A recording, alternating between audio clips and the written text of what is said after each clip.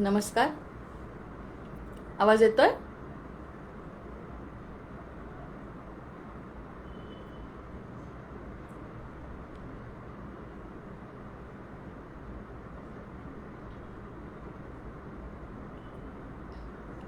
वक्रतुंड महाकाय सूर्यकोटि समप्रभ निर्विघ्नं कुरु मे देव सर्वकार्येषु सर्वदा. या कुंदेन्दु तुषारहार धवला या शुभ्रवस्त्रामृता या वीणावरदंड मंडितकरा या श्वेतपद्मासना या ब्रह्माच्युत शंकरः प्रभृतिभिर्देवैर्सदा वन्दिता. सा मां पातु सरस्वती भगवती निःशेषजाढ्यापहा. शुकासारिके पूर्ण वैराग्य जाचे वसिष्ठा परिज्ञान योगेश्वराचे. कवी वाल्मिका सारिखा मान्य ऐसा नमस्कार माझा सद्गुरु रामदासा. अनेन प्रियतां देवो भगवान जानकीपतिः श्रीरामचंद्र पूर्वेशाम अस्माकं कुलदैवतं. श्रोता वक्ता श्रीराम समर्थ. जय जय रघुवीर समर्थ. जय जय रघुवीर समर्थ. सानन्दमानन्दवने वसन्तम् आनन्दकन्दं हतपापवृन्दं. वाराणसीनाथमनाथनाथं श्रीविश्वनाथं शरणं प्रपद्ये. मनोनिवृत्ति परमोपशान्ति सा तीर्थवर्या मणिकर्णिका च. जय जय रघुवीर समर्थ. जय जय रघुवीर समर्थ. काल आपण 2 युगामध्ये जी कासवाची गोष्ट ऐकली त्या ठिकाणी आपण विचार केला की हे सगळं छोटं दिसतंय एवढं नाही. जेवढं आपल्याला दिसतंय बुद्धीने या फक्त जीवाचा विचार, या फक्त जीवनाचा विचार केला तर चालणार नाहीये. हे जीवन सखोल आहे याचा तरी कमीत कमी अंदाज येईल आता की हे जीवन सखोल आहे. जुनं काहीतरी आपल्याला आठवावं लागेल, अन्यथा आपल्याला नुसतं ह्यामध्ये बुद्धिभेद होईल, प्रत्यक्षात काहीच फायदा होत नाही. हे त्या गोष्टीवरून सिद्ध झालं. आणि तपश्चर्या किती आवश्यक आहे. तपश्चर्या केव्हा होते, पण तपश्चर्या केव्हा होते जेव्हा अथातो ब्रह्मजिज्ञासा. आता प्रत्येकाला जीवन मिळालंय पण प्रत्येक जण ती तपश्चर्या आणि साधना करणार नाही. इच्छा असते पण त्या इच्छेकडे दुर्लक्ष होतं. मग आपण इच्छेवरती पण विवरण केलंय की इच्छा जी असते त्या इच्छेला कुठे न्यायचं हा सगळ्यात महत्वाचा बदल आज सांगते. मग ती जी इच्छा असते त्या इच्छेला आपण व्यवस्थित ठिकाणी जर नेलं तपश्चर्या करून तर त्या जीवाचं कसं झालं की देह बदलला, युग बदलले, पण तरीही त्याच्या समोर जे भगवंत आले आणि त्यानंतर आल्यानंतर सुद्धा त्यांनी स्वतःचे अंतःकरण शुद्धीपर्यंत तो गेलाय. 7 चक्रांचं परिवर्तन केलंय. या सगळ्या गोष्टी झाल्यानंतर जो आनंद मिळालाय त्याला. आणि त्याचं मागणंही असं आहे की ते मागणं नाहीच आहे असं म्हणायचंय. मी तुम्हाला पार करतो आणि तुम्ही मला जीवनातून पार करा भवसागरातून. आपण एकाच व्यवसायाचे आहे म्हणतो. म्हणजे एकाच व्यवसायाचे लोक एकत्र आणणं ही साधी गोष्ट आहे का? जसा तो आहे, जशी ही वस्तू आहे तशीच ती वस्तू आहे, त्यामुळे ती वस्तू समोर येते. या सगळ्या गोष्टी जेव्हा पाहिलं तर मग या मधून आपण असं शिकतो की जे फक्त दिसतंय तेवढं तर आपलं आयुष्य नाही आहे. तसं असतं ना तर आपल्याला या क्षणी आपल्याला आनंद मिळाला असता, पण तसं नाही आहे. कुठेतरी मागचे संस्कार आहेत आणि मागच्या या सगळ्या संकल्पना स्पष्ट होत होत आपण देह आणि आत्म्याकडे बघत असताना ऊर्जा आणि पदार्थाचा विचार करत करत इथपर्यंत कळलं. आणि काही उदाहरणं, काही गोष्टी, काही प्रसंग, या प्रसंगातून शंकराचार्यांचं जे भाष्य आहे ते आपल्याला पटतं आणि त्या पटल्यामुळे आपण तो विचार करतो. आणि जास्त विचारही करत बसायचं नाही असं ते म्हणतात, कारण ज्ञान आणि विचार सुद्धा या सगळ्या गोष्टी आवश्यक नाही, अनुभव आवश्यक आहे. आणि शंकराचार्यांचं तत्वज्ञान जे आहे ते पूर्णपणे अनुभवाधिष्ठित आहे. अनुभव असेल तर ज्ञान शून्य असलं तरी चालेल आणि अनुभव नसेल तर ज्ञानसंपन्न व्यक्ती सुद्धा कामाचा नाही असा स्पष्ट. म्हणजे अनुभव जसा आम्ही घेतला तसा तुम्ही प्रत्येकाने फक्त अनुभव घ्या, बाकी सगळ्या गोष्टी. आणि आपल्याला आनंदाची एक गोष्ट अशी आहे की कलियुगामध्ये तपश्चर्येची गरज नाही. हे सगळं ज्ञान जर झालं, रज्जू भासे सर्प तो खरा केवळ माया आहे, बुद्धी मात्र निरंतर हा भार वाहते आहे. असं तो भार जर रिकामा झाला ज्ञानाने, जो रज्जू होता तो रज्जू आहे का सर्प आहे हे कळल्यानंतर आपल्याला तेवढ्या ज्ञानाने मुक्ती आहे. सुरुवातीच्या काळी मोक्ष मिळायला अंगठा मिळून त्याच्या सोबत राहून सुद्धा ते शक्य झालं नाही. ते आपल्याला कलियुगामध्ये ज्ञानाने होत आहे. कारण आचार्य तसं समजावून सांगतात आहे की हे जे ज्ञान झालं, अविद्या निवृत्ती झाली आणि विद्या तुम्हाला कळली, आणि त्या ठिकाणी विवेकाने जर विचार केला तर आपल्याला जो आनंद आपल्यामध्ये आहे हे कळेल. आणि तो अनुभव देणं हेच आमचं कर्तव्य आहे आता. आणि अनुभव घेण्यासाठी तुम्हा लोकांना एकत्र कशा पद्धतीने आणलं, खालच्या पातळीवर येऊन समजावून सांगितलं, तेव्हा कुठे तो आनंद, आमचा जो आनंद आहे तोच तुमचा आनंद आहे आणि तो सनातन आनंद आहे हे सांगण्याचा प्रयत्न त्यांनी आपल्या वेगवेगळ्या उदाहरणांवरून आपण केला. आता हा नारायण तत्व जे आहे ना ते तत्व आहे.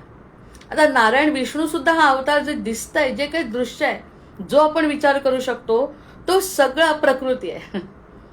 प्रकृतीचा विस्तार किती मोठा आहे, प्रकृतीचा विस्तार आहे. आणि प्रकृतीला पार करायचं असेल जसं क्षेपणास्त्र पाठवतात, म्हणजे जसं आपल्याला एखादी स्पेसमध्ये काही गोष्टी पाठवतात तेव्हा त्याला खालून पाठवत असताना इतकं इंधन लावावं लागतं, तेव्हा कुठे तो पृथ्वीच्या गुरुत्वाकर्षण शक्तीच्या बाहेर जाऊ शकतो. अन्यथा ते बाहेर जाऊ शकत नाही, पृथ्वी गुरुत्वाकर्षणाने खेचते. तशी ही माया खेचते. कितीही वर जायचा प्रयत्न केला तरी त्याला एक वेगळ्या प्रकारचं क्षेपणास्त्र लावावं लागतं, तेव्हा कुठे ते वरती जाण्याचा प्रयत्न, म्हणजे बुद्धीच्या परे जायचं आहे आपल्याला, ते तत्व आहे. नारायण तत्व जे आहे ते असं समजून घेण्याचं, अनुभवण्याचं आहे. समजून नाही घ्यायचं, अनुभव घ्यायचा. मग ते अनुभव घेता नारायण सर्वांचा आधार आहे. आता हे लक्षात घेतलं, अनंत कोटी ब्रह्मांडाचा आधार तो आहे. निर्मिती त्याचीच आहे, सर्जन त्याचंच आहे, विलयही त्याचाच आहे. या सगळ्या तीन गोष्टी असल्यानंतर नारायण परो ज्योतिरात्मा, नारायण परः, नारायण परम ब्रह्म तत्वम, नारायण परः. आता या ठिकाणी त्यांनी सांगितलं सगळं सगळं सगळं नारायण आहे. मग आता उरलं काय, आपण सुद्धा त्याचेच अंश आहोत. मग आता या सकाळी उरलं काय, नेती नेती म्हणत असं हे नाही ते नाही, हे ऐकण्यापेक्षा, नकारात्मक ऐकण्यापेक्षा काय आहे मग हे सांगायचा प्रयत्न करतात. नारायण परो ज्योतिरात्मा, नारायण परः, नारायण परम ब्रह्म तत्वम, नारायण परः. तोच एकमेव. नारायण हे परम तेज आहे, नारायण हे परम तेज आहे, परम आत्मा आहे, परम ब्रह्म आहे. त्या श्लोकानुसार संपूर्ण सृष्टीचा आधार ते आहे. संपूर्ण सृष्टीचा आधार त्यांनी पेललाय. आपला जन्मही नव्हता युगामध्ये, आपण त्या नव्हतो सुद्धा सत्ययुगामध्ये, तरी सुद्धा अवतार घेऊन पृथ्वीला वाचवलाय. हे कळल्यावर तर खरंच डोळ्यात पाणी आलं की आपला काहीही संबंध असताना, आपण नसताना सुद्धा वराह अवतार घेऊन पृथ्वीला त्यांनी वाचवलंय. त्यांना कुठे सांगायचं होतं की मी असं केलंय. पण प्रत्यक्षात जेव्हा आपण पुराणात ऐकतो की आपला जन्म नव्हता, युग सुद्धा आपलं नव्हतं, त्या युगामध्ये अवतार आहे भगवंतांचे, तेव्हा तर जीवही नव्हता. मग ते जीव नसताना सुद्धा जर तो सर्जन करू शकतो, तो निर्मिती करू शकतो, त्याचं लक्ष आहे सगळीकडे की तो निर्माता आहे, तो सर्जक आहे आणि तो संपवणारा सुद्धा आहे. मग तो आहे हे या श्लोकावरून सिद्ध होत आहे. बरं, आता सिद्धता कशी, आपण एखादी मोठी गोष्ट मानल्याशिवाय छोटी गोष्टीपासून आपण दूर जाऊ शकत नाही. छोट्या गोष्टीवर जो आपला विश्वास असतो की नाही, तो विश्वास आपण आपल्या आत्म्याला ओळखायसाठी शंकराचार्य तिथपर्यंत नेत आहेत. मग छोटा जर देहाबद्दलच विचार केला, प्रकृतीबद्दल, तर आपण आत्म्यापर्यंत पोहोचू शकत नाही. मग आत्म्याचा विचार केला नाही तर परमात्म्यापर्यंत पोहोचू शकत नाही. हा आत्मा का बरं अतृप्त आहे, कारण परमात्म्याची भेट नाही. परमात्म्याची भेट नाही म्हणून आत्मा अतृप्त आहे. प्रत्यक्षात त्याला सगळं मिळालंय या जगामध्ये, या जगामध्ये त्याच्या आवडीचं सगळं त्याला मिळालंय, पण तरी अतृप्तता का. प्रश्न विचारला होता आचार्यांनी पहिल्या दिवशी की तू सगळं तुला स्वतःचं सत्य मानून जर तू मला सांगतोय तर तू सुखी आहे का, तू स्वस्थ आहे का. यांनी उत्तर दिलं नाही. त्यांनीच काय आपण सुद्धा उत्तर देऊ की या जगामध्ये प्रकृतीतलं जितकं जितकं दिसतंय, जितकी जितकी कल्पना आहे, ते सगळं जरी माझं झालं तरी मी सुखी नाही. हे आचार्यांनी पटवलंय. कारण काय आहे की वर बसलेला जो आहे ना तो आपला आहे. जसं मिठाच्या बाहुलीला असं वाटलं की आपल्याला काहीतरी त्या रत्नाकरामध्ये जायचंय, जेव्हा ती त्या रत्नाकरात गेली तेव्हा शांत झाली, तर कशी झाली, पूर्ण मिठाची बाहुली विरघळून गेली. त्या ठिकाणी जे संसारात तिला दुःख होतं की समोरच्या खोलीत ठेवलं तर माझा हातपाय तुटतो, तुम्ही अगदी देवाच्या देवळात जरी ठेवलं तरी माझा कधीतरी धक्का लागून माझा हातपाय तुटतो, त्याचं दुःख होतं मला. ते दुःख जर मला संपवायचं असेल तर कसं संपेल, जो कोण माझा आहे त्याच्याकडे मला जावं लागेल ना, अन्यथा हे दुःख माझं सोबतच राहणार आहे. असं तिला जेव्हा जाणवलं तेव्हा ती त्या रत्नाकराकडे गेली. तेव्हा मग ती मिसळली, जशी पाण्याची लाट पाण्यामध्ये मिसळते तसाच हा जीव शिवामध्ये मिसळू शकतो. जर तो तिथे मिसळला तर आणि तरच त्याचं दुःख कमी होणार आहे, अन्यथा या दुःखाच्या होरपळीतच त्याचं आयुष्य जाणार आहे. असं एक नाही अनेक जन्म जाणार आहे. इथे तर तपश्चर्या करून सुद्धा जन्म संपला, इथे तर आपली तपश्चर्या नाही. ते म्हणतात फक्त ज्ञान घ्या आणि तो कोण आहे ते समजा. तो समजला की मग त्याचा अंश आपण आहोत, म्हणजे त्याच्यातले सगळे गुण आपण आपल्यामध्ये विचार करू शकतो. मग आपण का छोट्या गोष्टीत रमलो ह्याचा विचार विवेकाने होईल. जर तो समजला, आपण ज्याचा आहोत ते जर समजलं. वडिलांजवळ खूप मोठी प्रॉपर्टी आहे आणि आपण तर त्यांना अगदी थोडीशीच गोष्ट मागितली तर वडील म्हणतात, अरे माझ्याजवळ खूप आहे अजून, मी तुला देऊ शकतो, तू मागू नको.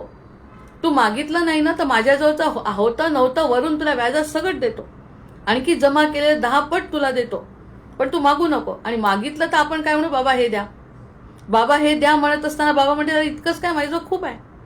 तसं आपला जो ब्रह्म म्हणतो, परमात्मा म्हणतो, माझ्याजवळ इतकं आहे की त्याचा कण जरी तुला जाणवला ना तुझ्याजवळ आहे, तर तू आणि मी वेगळा नाही हे तुला सिद्ध करायचं आहे पुढे जाऊन. त्यासाठी काय काय बाजूला करायचं हे सांगतो. या जिथे नारायणाचं माता त्यांनी म्हणून हा जर करता करविता सगळा तो आहे.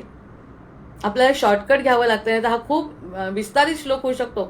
पण आपण जर करता करविता निर्माता तो सर्जक तो आणि संपवणारा तो जर तो आहे, तर त्याचं स्मरण केल्याने सुद्धा म्हणे आपल्याला शांती वाटते. आपण तसं स्मरण तरी करतो का? यस्य स्मरण मात्रेण जन्म संसार बंधनात विमुच्यते आठवत नाही. यस्य स्मरण मात्रेण जन्म संसार बंधनात, तो श्लोक विसरल्यासारखा. तर त्याच्या स्मरणाने सुद्धा आपल्याला जर प्राप्ती होते कशाची, मुक्त, शांत, हलकं वाटतं. याचं कारण आहे आपला सगळा भार आपण त्याच्यावरती टाकतोय. मग कर्मयोग काय सांगतो या ठिकाणी, कर्म काय आहे. मग आता आपलं कर्माचं काय सिद्धांत आहे, तर कर्म म्हणतात कर्तव्य आणि समर्पण. कर्तव्य करायचंय आणि कर्तव्य केल्यानंतर समर्पण करायचंय. थोडक्यात सांगते कारण पुढचा भाग अजून समजवायचा आहे. तर कर्तव्य करायचं, कर्तव्याला ना नाही, कारण देह आहे म्हणजे कर्तव्य आहे. जर देह आहे तर सर्वसाधारण का ऐच्छिक आणि अनैच्छिक क्रिया कराव्याच लागणार आहे, त्या आपण संपवू शकत नाही. देह आहे म्हणजे ऐच्छिक अनैच्छिक क्रिया आपल्याला कराव्या लागणार आहे. पण ते केल्यानंतर जर समर्पण केलं, त्या सगळ्या क्रिया समर्पित केल्या, मग या सगळ्या क्रिया करचरण कृतम वा कायजम कर्मजम वा श्रवण नयनजम वा मानसं वा परादम विहितम अभिहितम वा सर्वमेतर क्षमस्व जय जय करुणाब्दे श्री महादेव शंभो. जे जे काही करतोय ते सगळं जर तुला समर्पण केलं तर मी त्या कर्तव्यातून मुक्त होते. मग अशी मुक्ती नारायण स्मरणाने होते, नारायणाच्या स्मरणाने होते. म्हणून कर्म कर आणि फलासक्ती करू नको, ही गीतेमध्ये सांगितलेलं तत्व आहे. नंतर नारायण उपासना हे चित्तशुद्धीचं साधन आहे. विवेक चूडामणीमध्ये आचार्य म्हणतात की नारायणाची उपासना जर केली तर ती साधन आहे. आपल्याला काय वाटतं, नारायणाची उपासना केली, नारायणाची उपासना जर केली तर आपल्याला नारायणाची उपासना म्हणजे ही भक्ती आहे. तर ही भक्ती सुद्धा ते म्हणतात साधन आहे. नारायणाची उपासना ही जे आपण करतोय ते साधन आहे. म्हणतात काय ते, चित्तस्य शुद्ध ये कर्म न तू वस्तुपलब्ध ये वस्तुसिद्धीर विचारेण न किंचित कर्म कोटिभी. ते म्हणतात नारायण पूजा, जप, व्रत, तप, वैकल्य जे त्यांनी केले गास्वानी, ते सर्व मन शुद्ध करण्यासाठी आहे. आपण अद्वैताकडे बघत असताना या बारीक गोष्टीचा विचार करावा लागतो. भक्तीमध्ये हे काही येत नाही. मी पूजा केली म्हटल्यावर आपल्याला वाटतं मी पूजा केली, पण पूजा करून जर त्याला स्वतः कष्ट करून सुद्धा जर त्याला नारायण मिळाला नाही, त्याच्या समोर असून क्षीरसागरामध्ये नारायणी आहे आणि कासवही आहे, पण त्यांना एकमेकांची भेट झाली नाही, म्हणजे चित्तशुद्धी होत गेली, त्याची चित्तशुद्ध होत गेली तपश्चर्याने. तशीच पूजा अर्चा उपासना जप तप वैकल्य हे सगळं कर्म आहे, आवश्यक आहे. ते कर्माच्या शिवाय होणार नाही, कारण देह आहे म्हणजे कर्म करावंच लागणार आहे. मानसिक असे ना किंवा शारीरिक असे ना, कर्म तर करावं लागेल, पण ते फक्त शुद्ध मन करण्यासाठी आहे. प्रत्यक्षात परमेश्वराची प्राप्ती होईल की नाही सांगता येत नाही, कारण आपलं मन शुद्ध झालं म्हणून परमेश्वर आकर्षित होईल हे खरं आहे, पण शुद्ध नाही होणार. नारायण पूजा तप व्रत हे सगळं आपल्या शुद्धीसाठी आहे.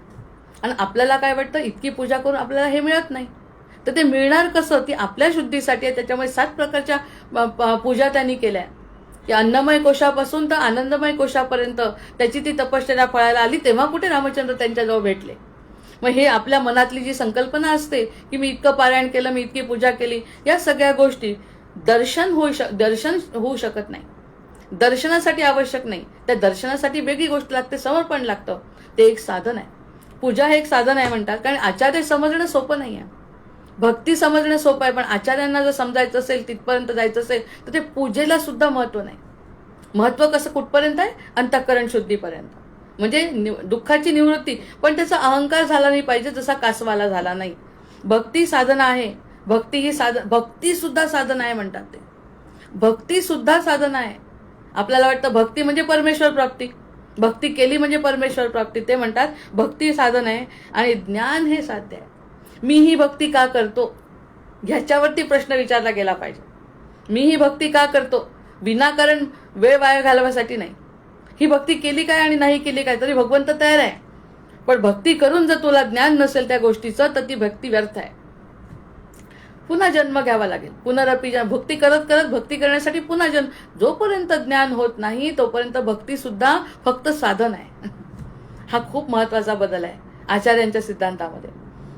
आपण वारकरी संप्रदाय वेगळा आणि अद्वैत सिद्धांत वेगळा. वारकरीमध्ये भक्ती प्रधान संप्रदाय आहे आणि हा अद्वैत म्हणजे ज्ञान प्रधान आहे. त्याच्यामध्ये ते म्हणतात हे तू का करतो. जेव्हा आपण 10वीला शिकतो तेव्हा असं विचारत नाही, असे प्रश्न खोलातले विचारत नाही. थोडं ग्रॅज्युएशनकडे गेल्यावर ते म्हणतात हे सगळं का करतो आपण, हे कशासाठी चाललंय. 10वी पर्यंत जसं सांगितलं तसं शिकतो आणि पुढे गेल्यानंतर रेफरन्स टू कॉन्टेक्स्ट म्हणतात. याचा अर्थ तुम्हाला काय समजला ते सांगा. तसं भक्तीमध्ये तू भक्ती का करतो हे मला सांग म्हणतात. मग भक्ती आणि ती जर भक्ती असेल आणि त्या ठिकाणी जर कासवाचा जसा अहंकार आहे तसा अहंकार असेल तर भगवंत नाही भेटू शकणार. त्याला जसं युग जावे लागले तसे युग जातील पण भगवंत भेटणार नाही. भगवंत भेटायचं असेल तर काहीही न करता आपण फक्त ज्ञान मिळवायचं आणि तो कोण आहे हे ओळखलं की त्याच्या मागे शरण जायचं. शरण झाल्यानंतर त्याचं पुढचं काय करायचं ते तो सगळं करतो. वासुदेव सर्वत्र भेद भ्रांती नाशक, वासुदेव सर्वत्र भेद भ्रांती नाश, ईश्वरो जीव भावेन प्रविष्ट इव भासते. तो म्हणतात आहे मायया मोहितो जीव आत्मानं न विजानाती. काल आपण फक्त गोष्ट वाचली, श्लोकांचा आधार घ्यायला पाहिजे. वासुदेव सर्वत्र भेद भ्रांती नाश, ईश्वरो जीव भावेन प्रविष्ट इव भासते. मायया मोहितो जीव आत्मानं न विजानती. नारायणच जीव म्हणून भासतो. आचार्य म्हणतात नारायणच जीव म्हणून भासतो. आपल्या हृदयामध्ये जो परमात्मा आहे बसलेला अंश परमात्म्याचा तो नारायण भासतो. त्याचं उदाहरण पुढे सांगते हळूहळू. म्हणजे ती गोष्ट पचायला वेळ लागतो कारण ज्ञान पचणं सोपं नाही. ज्ञानासाठी पात्रता लागते. पात्रता जेव्हा निर्माण होईल तेव्हा त्याला वाटेल की बाकी कशाचीच गरज नाही आहे. प्रत्यक्षात मी जर आनंदी असेल ना तर भगवंत तोच आहे. मी जर आनंदी असेल आणि मी जर ओढाताण करून पूजा करत असेल तर जर जीव आनंदी नसेल तर ती भक्ती नाही, ती भक्ती पावतच नाही. आनंद स्वरूप आपण आहोत. त्याच्या आनंदाची प्राप्ती कोणतेही कष्ट न करता जर होत असेल तर ती आचार्यांना मान्य आहे. आनंद प्रधान भक्ती. भक्ती करतोय पण त्याचा आनंद मिळत नसेल, एखाद्याने खूप कडक उपासना केली, खूप तपश्चर्या केली आणि त्याच्या जीवाला जर त्रास झाला आणि त्याची जर चिडचिड झाली तर ती भक्ती त्यांना मान्य नाही. आणि काहीही करत नाही, जसं जटायूने केलं, काहीही केलं नाही पण रामचंद्रांसाठी जीव समर्पण केलाय तर ती भक्ती त्यांना मान्य आहे. या दोन्ही मधला फरक आपण भीष्मांच्या आणि जटायूच्या उदाहरणातून, कासवाच्या उदाहरणातून पाहिला. नंतर संसारात राहून वैराग्य करता येतं. संसारात राहून जसं जनक राजाचं उदाहरण आहे, जसं संसारात राहायचं, संसारातलं कोणतंही कर्म न सोडता फक्त त्या कर्माची आसक्ती जर सोडली तर आपल्याला संसार सुद्धा बाधक नाही. संसार सुद्धा बाधक नाही. मग वासुदेव सर्वमिती स महात्मा दुर्लभा. त्या ठिकाणी जर वासुदेवाला मानलं की ही सगळी लीला वासुदेवाची आहे, ती सगळी लीला परमात्म्याची आहे, ती सगळी परब्रह्माची लीला आहे, त्यामध्ये आपण त्यातलं एक खेळणं आहे, अशा पद्धतीने जर त्या व्यक्तीला वाटलं ना तर त्या ठिकाणी आचार्य म्हणतात ती आनंद प्राप्ती आहे. आणि आनंद प्राप्तीसाठीच तर आपली तळमळ आहे सगळी. मोक्ष अंतिम ध्येय. मोक्ष आपला अंतिम ध्येय आहे की मोक्ष. मोक्ष म्हणजे काय, हलकेपणा. आणि तो आनंदाची स्थिती टिकणे, त्याला मोक्ष म्हटलंय. मग त्यांनी मामेव ये प्रपद्यन्ते माया मेताम तरंती ते. नंतर मामेव ये प्रपद्यन्ते माया मेताम तरंती ते. नारायण स्मरण हेच भवबंधन तोडणारं नौकेसारखं आहे. म्हणजे ही जी नौका आहे ना, नामात स्मरण करायचं स्मरण, त्या दिवशी त्यांनी म्हटलं स्पर्शाने आणि स्मरणाने नाही, पण आता स्मरणाने. कारण मन त्या ठिकाणी जर आपलं असेल त्या भक्तीमध्ये तर नुसत्या नारायणाच्या स्मरणाने सुद्धा मामेव ये प्रपद्यन्ते माया मेताम तरंती ते. मामेकम शरणम ब्रज. फक्त मला शरण ये, बाकी दुसरं काहीही नाही केलं कलियुगात तरी चालेल. फक्त माझं नामस्मरण मनापासून केलं तर बाकी सगळे कारण पूजा सगळ्या गोष्टी ज्या आपण करतो ना त्याचं नाही म्हटलं तरी किंचित अहंकार होतो. या कासवाच्या उदाहरणावरून आपल्याला कळलं. म्हणून तो फुत्कारला ना, शेषनाग त्याच्यावरती फुटकारण्याचं कारण तेच की त्याला किंचित वाटतंय की मी इतकी तपश्चर्या करतोय, समोर भगवंत आहे पण भेटत कसा नाही. ही जी तपश्चर्याचं फळ त्याला केव्हा मिळालं, पुढच्या युगात. तसं आता कलियुगाचं नाही आहे. त्या ठिकाणी म्हणतात स्मरण जरी झालं त्यांचं तर नारायण आधार आहे. नारायण जर स्मरण केलं नारायणाचं तर तो आधार आहे, आणि त्याची भक्ती केली तर तो विश्वास आहे, आणि इकडे शरणागती असेल तर तिकडे निर्भयता आहे. निर्भयता आहे, मी जर त्याला मानतोय तर मी निर्भय आहे, माझं काहीच होऊ शकत नाही. ही निर्भयता आहे, ज्ञान आहे. पण जर निर्भयता नसेल तर, इकडे विश्वास नसेल तर त्या गोष्टी सगळ्या फोल आचार्य म्हणतात. जर तुझा विश्वास नसेल तर ते सगळं फोल, जर तू निर्भय नसेल तर तो सगळा फोल. आणि एखादा व्यक्ती जर निर्भय असेल, त्याला कशाचंच काही वाटत नसेल, भीती वाटत नसेल, आनंद समाधान मिळत असेल, तर तो पोचला. म्हणजे सगळ्यात मोठं तंत्र काय आहे की आपल्याजवळ निर्भयता, निर्भीडता, निशंक हो निर्भय हो म्हणारे. मन जर निशंक आणि निर्भय झालं तर आणि तरच, बाकी सगळं नाही केलं तरी चालेल, तर आणि तरच त्याला ती गोष्ट प्राप्त झाली असं ते आचार्य मानतात. आणि स्मरण जर केलं, इकडे स्मरण आहे आणि इकडे मुक्ती आहे. मुक्ती म्हणजे काहीही कोणत्याही प्रकारचा ताण त्याच्या मनावरती नाही आहे. मग शरणागती म्हणजे काय झाला अर्थ? मग आता शरणागतीचा अर्थ आचार्यांच्या दृष्टीने काय झाला की अहंकाराचा नाश, अहमभावाचा नाश. मी कुणीच नाही. पण गंमत अशी आहे, शून्यामध्ये गेल्यानंतर शून्याच्या मागचा विस्तार कळतो. जेव्हा आपण शून्यात येतो, याचं उदाहरण पाटी कोरी झाली. पाटी कोरी केल्याशिवाय नवीन लिहिल्या जात नाही. शिक्षक शिकवतात आणि ते जर पूर्ण त्याची पाटी भरली तर तो म्हणतो ह्या पाटीवर लिहिता येणार नाही, आता तुला हे मोडावं लागेल. मग ते मोडण्याच्या आधी त्याला त्याचं पाठ करावं लागेल. जेव्हा ते पाठ करून तो मोडेल तेव्हा कुठे नवीन जेव्हा शिक्षक सांगतील तेव्हा ते लिहिता येईल. तसं म्हणतात आहे की माझ्यामध्ये जे होतं ते सगळं संपलंय. मी नाही, मी शून्यावस्थेमध्ये आलो. म्हणजे माझं स्वतःचं अस्तित्व नाही. कारण रागानी नाही, निराशेनी नाही, नाराज होऊन नाही, तर मला वेगळं काहीतरी दिसलंय पुढे. त्याच्या पुढे मी काहीच नाही, त्याच्या पुढे मी काही नाही. अवस्था आली की मग तो आपल्याला विस्तारित करतो. जोपर्यंत शून्यत्वात, जसं बी मातीमध्ये गेल्यानंतर ते आधी आतमध्ये रुजतं, ते मग ते फुटतं.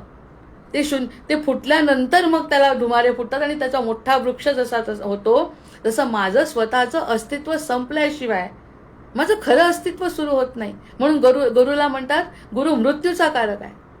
तसं ब्राह्मणाला द्विज म्हणतात की ब्राह्मणा द्विज कसा पहिल्यांदा जन्माला आला आणि नंतर गायत्रीचा मंत्र म्हणून जर त्यांनी ब्रह्मज्ञान घेतलं तर तो द्विज आहे. म्हणजे ब्रह्मज्ञानाला अनन्यसाधारण महत्व आहे.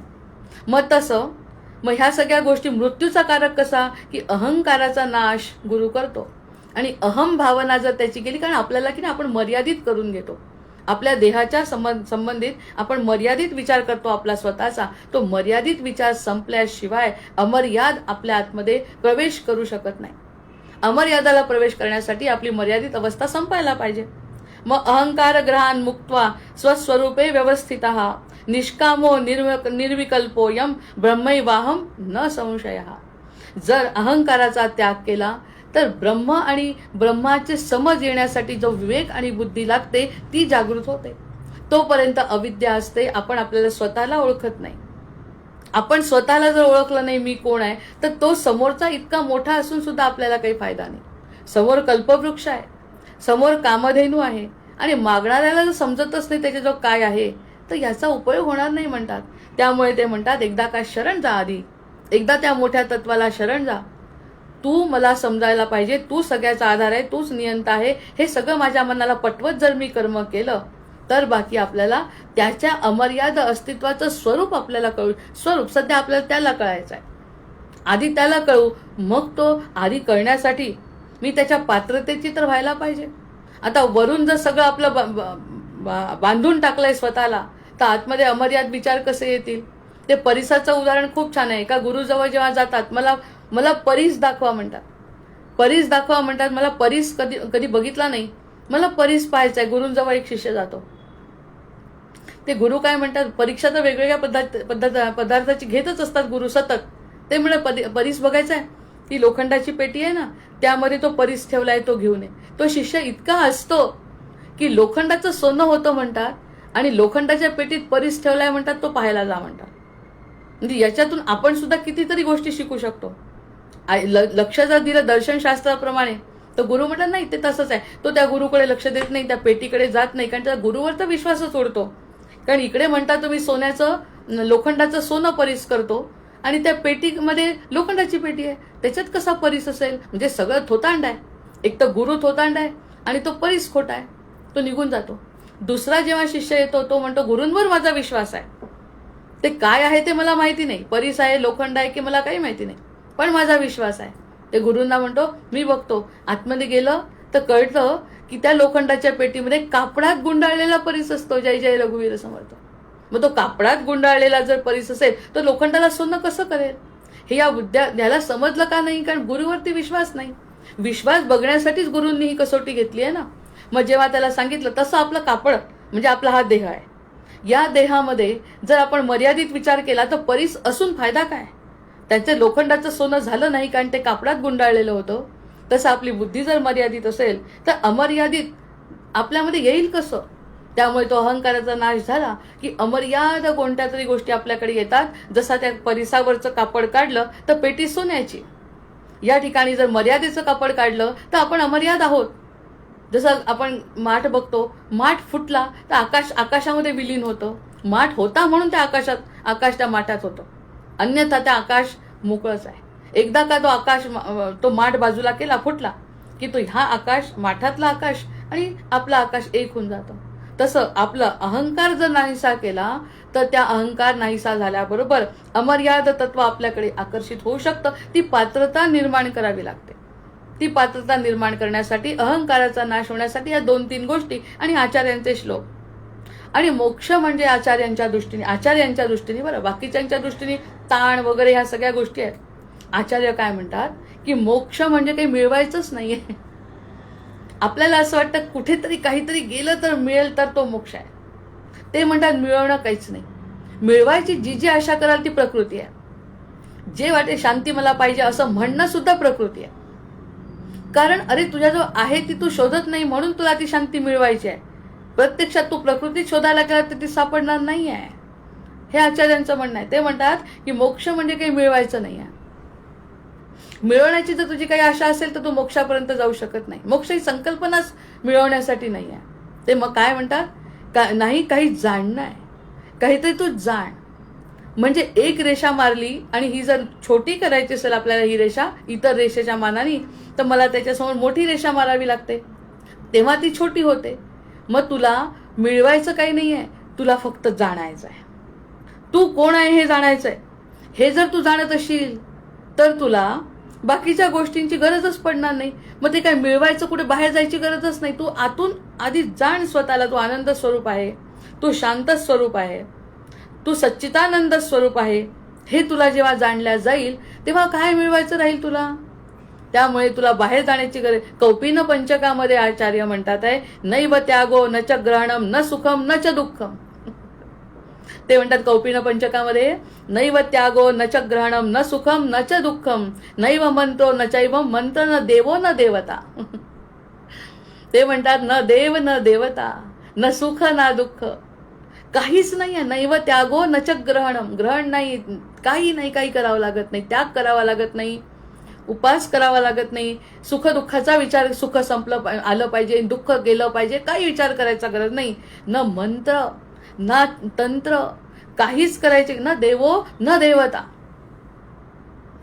म्हणजे विष्णूचा विचार करताना त्यांनी सांगितलं मग तशी गोवर्धन लीला कृष्णाने त्यासाठीच केली आहे की तू इंद्राच्या मागे लागतो, प्रत्यक्षात मी आहे ना तुझ्या समोर, तर तुला माझं समजत नाही. तुला समजण्यासाठी ते छोटे छोटे ज्या देवता आहे त्याची काही गरज नाही तुला. याचा अर्थ करू नको असा बिलकुल अर्थ काढायचा नाही. आचार्य समजून घेणं म्हणजे एक बेसिक गोष्ट लक्षात ठेवली पाहिजे. हे सगळं करत असताना त्यात जर रमला जीव तर परमात्म्यापर्यंत जाऊ शकणार नाही.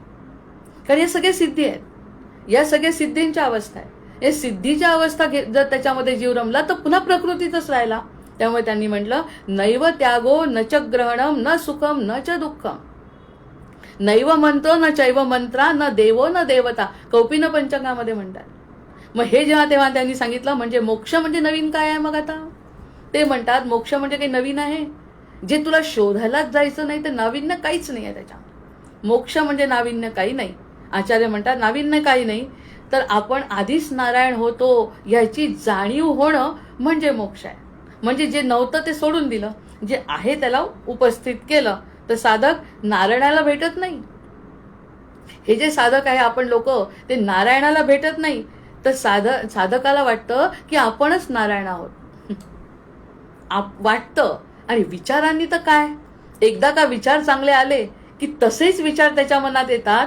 मग नारायणासारखंच वागावं लागतं ना. मग जर कळलं मी नारायण आहे, जर मी माझ्या वडिलांची जागा घेतली, वडिलांनी सांगितलं याच्यानंतर माझी गादी किंवा माझं जे काही सगळे व्यवहार आहे ते हा माझा मुलगा बघेल, असं जेव्हा त्यांनी प्रेमाने एकमेकांशी संवाद झाले, तर तो मुलगा वडिलांसारखं वागायचा प्रयत्न करेल ना. एखाद्या गुरूंनी सांगितलं की माझी गादी आता हा शिष्य चालवेल, तर हा जो विश्वास टाकला गुरूंनी त्या शिष्यावरती, तो शिष्य गुरूंसारखंच वागेल. आणि गुरु त्याच्या हृदयात बसल्यामुळे तो म्हणतो एकही गोष्ट मी चूक करू शकत नाही, कारण ते माझ्या हृदयात आहे, त्या हृदयात सगळं माझं बघतात. असं जेव्हा त्याच्या लक्षात येईल, तर तो साधक स्वतःला नारायण समजेल की सगळे चांगले गुण माझ्याजवळ आहेत, जे वाईट होते ते देहाचे आहेत. जे वाईट आहे किंवा जे मर्यादित विचार मी करतो, रामांना सुद्धा मर्यादित राहावं लागलं त्यांच्या नररूपामध्ये, तरी त्यांना जो त्रास झाला तो देहाला होतो. पण मी अमर्याद आहे म्हटल्यावर या देहाच्या त्रासाचं त्याला काही वाटत नाही, तो स्वतःला नारायण समजतो. हे आवश्यक आहे, हे आचार्यांचं म्हणणं आहे. म्हणजे देव आणि शिष्य, आपलं भक्त आणि देव ही संकल्पना आचार्यांची नाही आहे की भक्त जसं देवा तूच सगळं करतो, मी तुझी पूजा करतो, हे भक्तीतलं तत्व आहे. हे म्हणतात मी जे करतोय ना तेच नारायण आहे.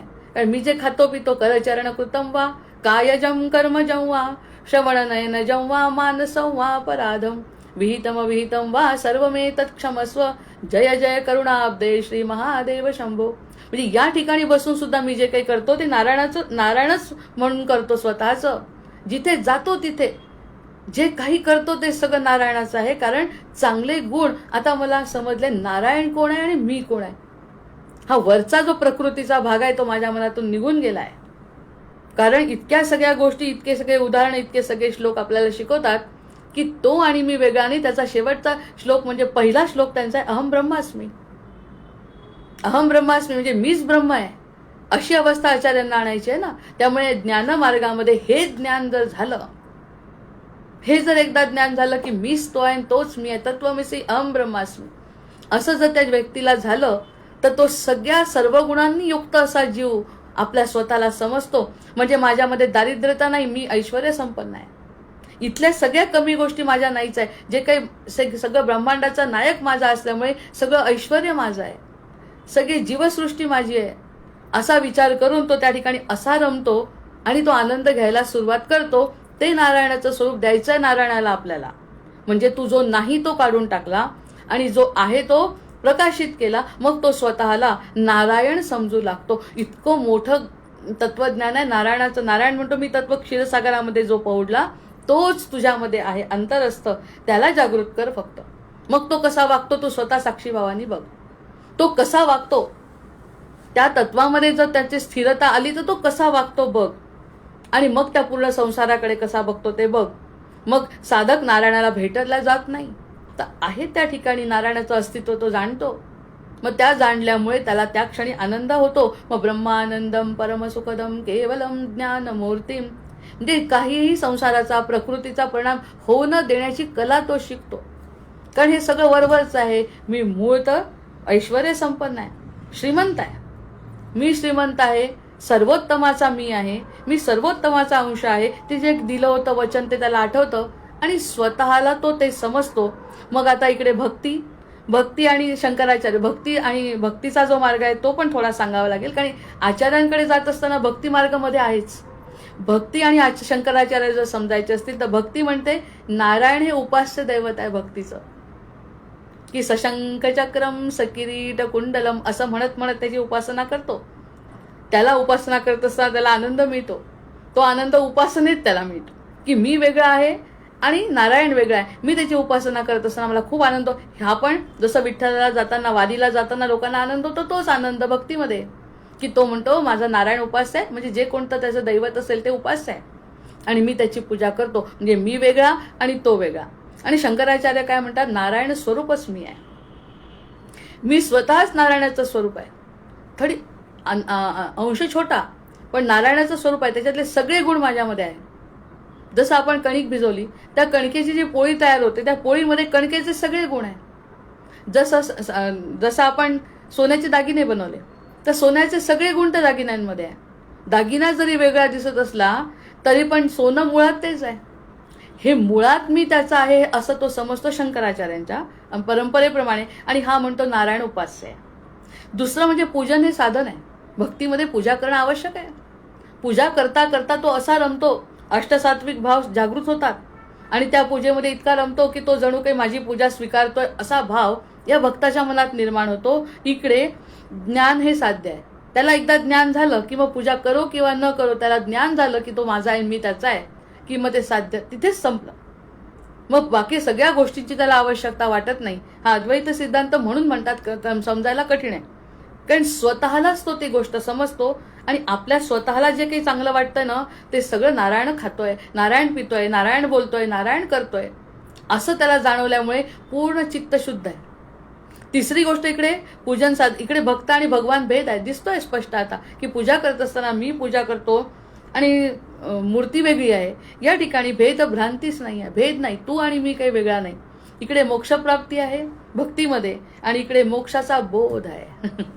मोक्ष असा असतो, हा बोध एकदा ज्ञान झालं की ते कसं मिळवायचं त्याचं तो ठरवतो. म्हणजे या ठिकाणी मुक्त फ्रीडम, इथे स्वातंत्र्य आहे. या ठिकाणी जीव थोडा पारतंत्र्यात कसा की माझी ही पूजा आवडेल की नाही, या सगळ्या पूजा बरोबर झाली की नाही, आज हा देव कसा काय खुश असेल की नाही, हे सगळ्या भ्रांती आहे इकडे भक्तीमध्ये. की माझी पूजा मान्य झाली की नाही, किंवा काहीतरी अपेक्षा आहे, ही जर एवढी मोठी पूजा केली तर काहीतरी मिळेल असं भक्ताला वाटतं, तेव्हा कुठे देव भेटेल असं वाटतं. इकडे भेटण्याचा प्रश्नच नाही आहे काही, कारण आज जर मी खाल्लं, मला आनंद झाला, तोच म्हणजे नारायण आहे. नारायणच खातोय, नारायणच पितोय, नारायणच कर्म करतोय, नारायणच जन्माला आलाय आणि नारायण मरणार नाहीये. जन्मालाही आला नाही आणि मेलाही नाही, मरणारही नाही, मृत्यू पण नाही आणि जन्म पण नाही. मला जन्मही नाही आणि मला मृत्यू नाही असं कोण म्हणू शकेल? जो नारायणाचा अंश स्वतःला समजतो तो. त्यामुळे मीच नारायणाचा अंश असल्यामुळे मी सगळं जे काही भोगतो आता ते सगळं नारायण स्वरूपातच भोगतो. हा आचार्यांचा फरक आहे. म्हणून अद्वैत सिद्धांतामध्ये तो स्वतःला द्वैतात आणतच नाही, पण जेव्हा तो भक्ती करतो तेव्हा तो द्वैतात असतो. पण भक्ती हे साधन आहे म्हणतात. भक्तीतून तो साधन करतो पण साध्य त्याचं स्वतःच आहे. जंगल जंगल ढूंढ रहा है मृग अपनी कस्तुरी को, कितना मुश्किल है तय करना खुद से खुद की दूरी को. आचार्य म्हणतात हे सगळं जर तुला समजलं तर तुला काही मिळवायचंच नाही. मोक्ष म्हणजे काही मिळवणं नाही आहे, तर काही जाणणं आहे. तू स्वतःला जर जाणलं तर जो आनंद, आणि असे कितीतरी लोक असा आनंद घेत आहेत की मी स्वतः जे करतो ते माझ्या स्वतःच्या समाधानासाठी अतिशय शाश्वत असं सुख मला मिळत आहे, म्हणजे तो नारायणच भोगतोय. माझ्यामध्ये असलेला आत्मा म्हणजे तो परमात्म्याचा अंश जो आहे तो भोगतोय. मग भक्तीची आणि आचार्य शेवटी भज गोविंदम भज गोविंदम भज गोविंदम मूढमते प्राप्ते सन्निहिते करणे नाही नाही रक्षते डुक्रूय करणे असं सुद्धा म्हणतात. म्हणजे ते भक्त नाहीत का? ते भक्त आहेत, पण भक्तीला ते साध्य मानतात. एवढाच फक्त फरक आहे भक्ती मार्गात आणि ज्ञान मार्गात. मग हे जे भज गोविंदम म्हणत असताना, कौपिन पंचक म्हणत असताना किंवा वाराणसीचं स्तोत्र म्हणत असताना ते भक्तीच करतात.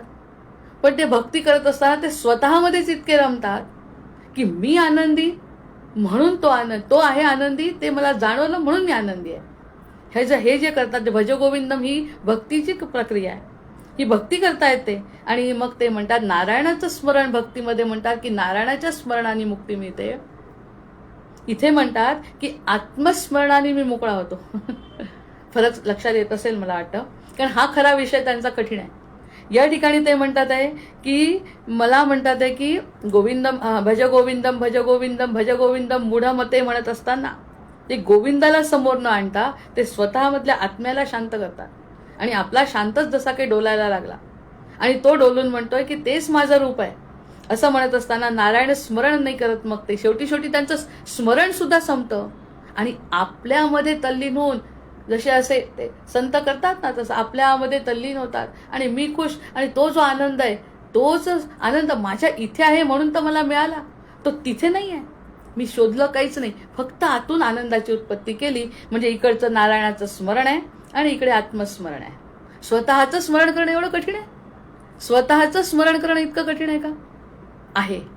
आचार्य म्हणतात तिथपर्यंत जायचं असेल तर तुम्हाला तेवढी पात्रता, आणि हे सगळं कळणं आधी मुळात म्हणजे श्रवण करणं, मग ते कळणं, त्यावरती चिंतन, त्यावरती मनन आणि त्याची अनुभूती, तर आचार्यांपर्यंत आपण पोहोचू शकतो.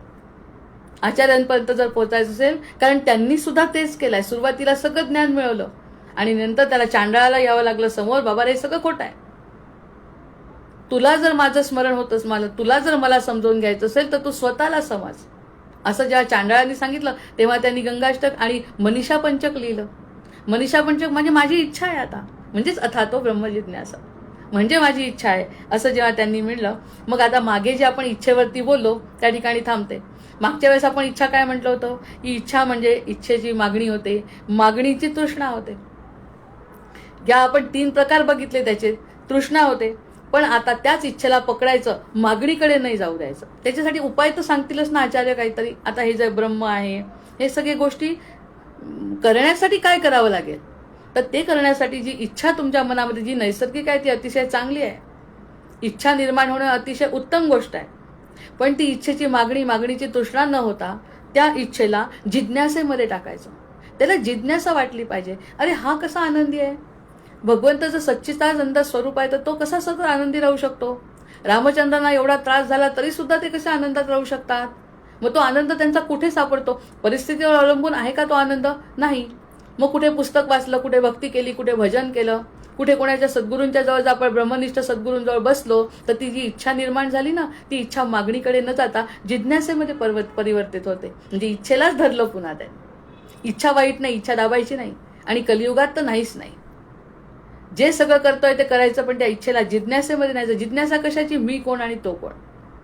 जिज्ञासा अथातो ब्रह्म जिज्ञासा, अथातो आत्मजिज्ञासा, अथातो देव जिज्ञासा. या सगळ्या जिज्ञासेमध्ये जर इच्छेला टाकलं तर ती इच्छा बाकीच्या गोष्टींकडे, दिवसभराचे 24 तासातले निदान अर्धा तास जरी आपण स्वतःवरती विचार केला तर आचार्य म्हणतात ती जिज्ञासा तुम्हाला खूप काही देऊन जाते. जोपर्यंत ती जिज्ञासा नाही, जसं सगळ्या समोर अन्न पडलंय पण आपण खाऊ नाही शकलो, आपल्याजवळ अन्न खायची इच्छा नसेल तर काय फायदा. सगळं अन्न आहे, घरामध्ये गोळे आहेत, आपण जर घेतल्याच नाही तर मग त्याच्यामुळे ते म्हणतात तुमच्या मनात इच्छा आहे पण त्याला जिज्ञासा असली पाहिजे. की ती जिज्ञासा जर असली आणि ती ब्रह्मनिष्ठ सद्गुरूंजवळ होते, मग त्याप्रमाणे जिज्ञासानंतर मुमुक्षत्व. म्हणजे काय फरक आहे, की ते म्हणजे तेच पाहिजे आता दुसरं नको. आता दुसरं जर प्रकृतीमधलं काही आलं तर त्याच्यामध्ये इतकं लक्ष नाही, अर्धा तास तरी निदान माझ्या या जिज्ञासेलाच पूर्ण करायचं आहे. कारण मोठी रेष काढली आहे आता. छोटी रेष होती की नाही आपली मर्यादेची, मर्यादेतून अमर्यादेमध्ये जर जायचं असेल तर मोठी रेष काढली. तर मोठी रेष काढल्यानंतर इकडे इच्छा आणि मागणी आणि तृष्णेकडे वळूच द्यायचं नाही. हे मुमुक्षत्व आहे. या ठिकाणी स्थिर कशात व्हायचंय, की मला जिज्ञासा आहे, आणि हे सगळं फक्त अर्धा तासच करायचं आहे. हे 24 तासातलं कर्तव्य करतोच आहे आपण, पण अर्धा तास जरी ह्या सगळ्या गोष्टी इच्छेला समजून घेतलं तर त्या इच्छेला ना, त्या मनाला त्या गोष्टी आवडायला लागतात.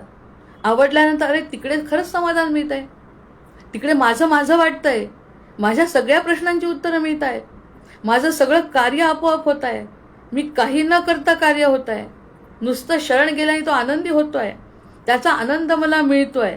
हे जर का एकदा मनाला लागलं तर अर्ध्या तासाचे 12 तास कसे होतील कळणार नाही. पण आधी त्या बुद्धीच्या संस्कारांना सोडण्यासाठी, पाटी कोरी करण्यासाठीच तर वेळ जातोय. मग त्या इच्छेला पकडून पुन्हा पॉइंट घेऊन घेते पुन्हा, की ती इच्छा आपण फक्त अर्धवट सोडल्या, की आपण फक्त तृष्णेपर्यंत नेलं.